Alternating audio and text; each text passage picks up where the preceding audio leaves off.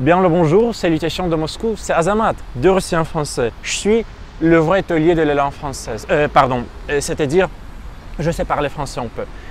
Et si vous êtes francophone et si vous souhaitez parler russe en échange de leçons de français avec moi, n'hésitez pas à me contacter en message privé. Alors, j'apprends le français comme hobby depuis quelques années et je fais ces vidéos pour perfectionner ma connaissance de la langue de Franck Ribéry, Emmanuel Macron. Allons, je déconne, je plaisante.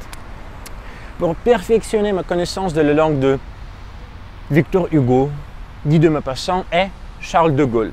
Alors que je suis près du monument du Général à Moscou, je voudrais vous parler d'un exemple illustrant la différence des attitudes de l'Union soviétique et des Britanniques envers les Français.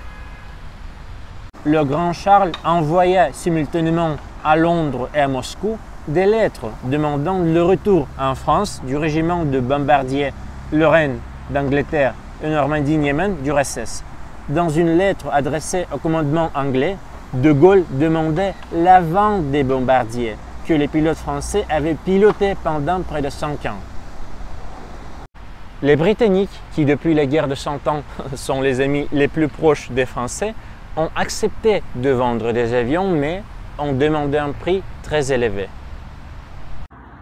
En même temps, la réponse de Moscou fut claire et nette.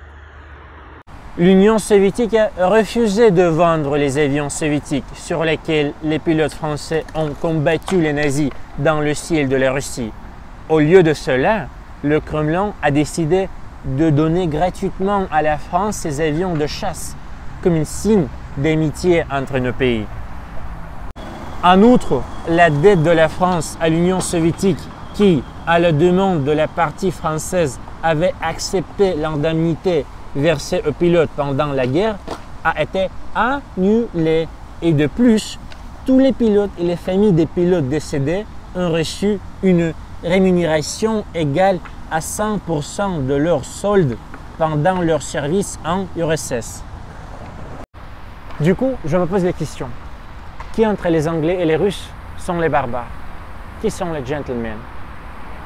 Qu'en pensez-vous? Vive la République, vive la France et vive le français, la plus belle, la plus sensuelle et la plus raffinée langue du monde. Bonne baiser de Russie.